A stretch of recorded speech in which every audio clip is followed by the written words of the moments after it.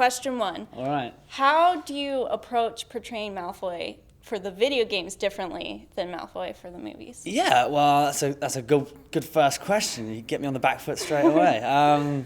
No, it's actually quite an interesting difference. I'm a massive video game fan and always was, but I didn't really understand how much work there was involved for the actors or the characters into portraying them in video style. Obviously, you don't get a chance to use your own physical features as well as moving around and stuff. So you have to kind of project everything through your voice.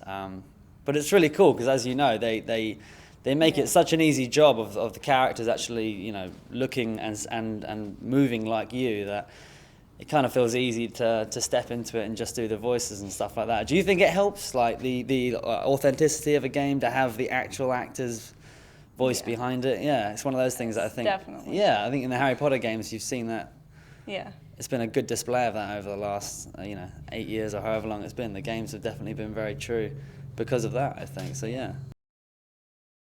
In this game, you can play as a lot of different characters. Have you gotten to play yet? Or? A little bit, not as every character that I've heard about, but yeah. So, which character are you looking forward to playing the most? Don't know, there's too many to choose. But yeah, that was obviously an exciting feature this year, that you get a chance to kind of step behind some of the other, favourite Hogwarts characters. I don't know, it's a tough one. For some reason, Seamus springs to mind. I'm trying to think, what would the Battle of Hogwarts look through between the eyes of Seamus? What about you? Which one of the Dumbledore's army are you looking forward to?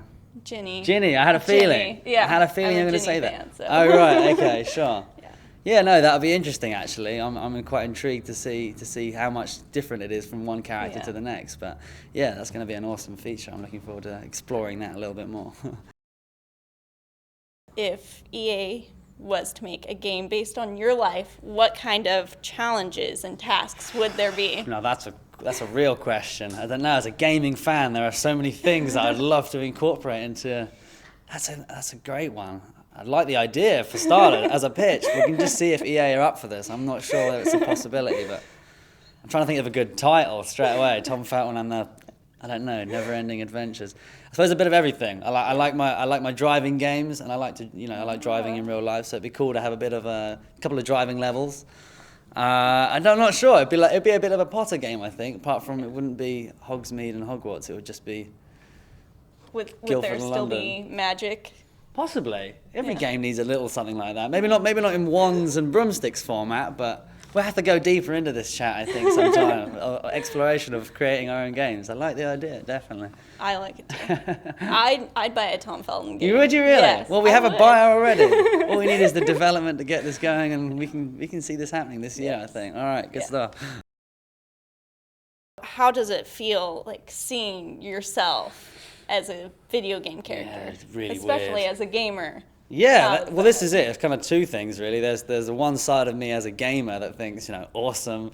It's the same as kind of seeing yourself as a action figure, I guess. It's because it's something that I've obviously done throughout my childhood. So to see your own character as a video game, let alone being able to control him and fight against him is really weird, man. It is kind of strange, but great. It's kind of like a childhood dream come true, I think.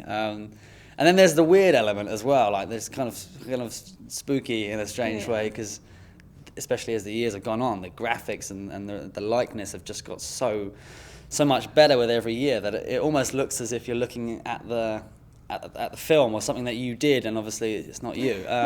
So yeah, it's a little strange, but it's one of the great features of the game, I think, that the likeness is so accurate and so true.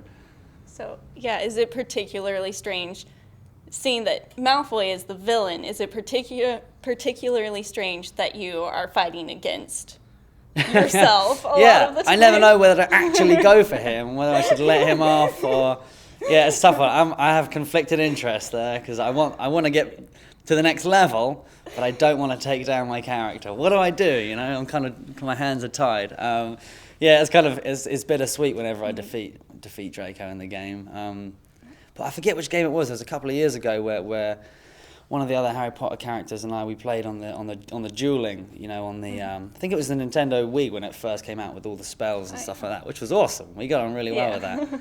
But I sucked, man. I kept losing. Like, Draco was the worst character to play with, I swear. So I think they may do it on purpose. They make Draco slightly worse just to remind everyone that he's not a good character and he shouldn't be the good guy. So yeah, you know, my hands are tied a little bit. You played the other games. Yeah, for sure. Yeah. So over the years, I've definitely had my experiences on the digital broomstick and dueling and stuff like that. So yeah, I played. Must have been at Comic-Con last year when you said on your video that you were there. That's the first time I played the last Deathly Hallows one, I think. So that was pretty exciting. So which of the previous games has been your favorite and why? Oh, it's a tough one.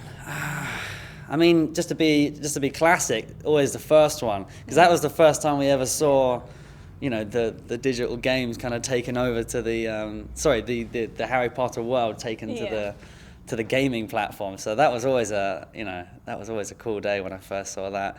But they just keep getting better and better. I think they're kind of like the films where the games have kind of grown up and evolved with the films, with obviously the effects and the the likenesses of the characters and so forth, but like, you know, also the darkness and the stories just seem to get a little bit more, they entice you a little bit more as the games go on.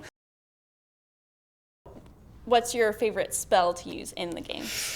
Oh man, that's a tough one again. You have to help me out there. Give me some of the classics. I'd love to see I forget the level it was where you could just Patronus everything. That was always cool. It's always nice to actually see. They always make the effects look incredible as well, just like in the game where the actual spells look amazing when they actually come out.